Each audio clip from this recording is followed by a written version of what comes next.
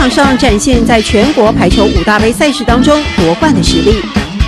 练习当比赛，选手们斗志高昂，毫不松懈。好棒啊！我做迄款啊，我有时间多，对嘛？我做些困要多休息，唔好有就去干太多，不要太勉强自己。校长对你们的鼓励，因为刚刚其实缠斗了很久，对不对？他们好棒，对这套衣服黄蓝的颜色，这套衣服有很大的使命感，因为穿上这一套衣服就是要品格也好，功课好，而且要打冠军。队服就是制服，排球队自成一班，在校园里格外醒目。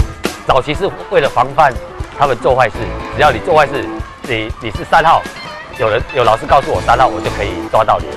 可是现在后来不是，结果这个是一个荣耀的象征。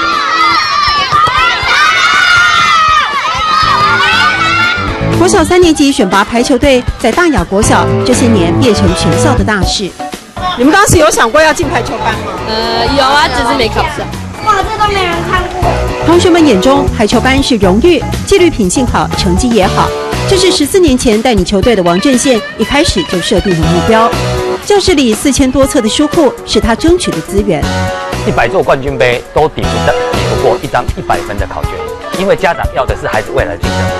那孩子未来竞争力是输，而不是那一颗球。会运动不是弃文从武，而是一种加分。王振宪努力创造体育班的新生存之道，这足以给很多体育班起示范的作用。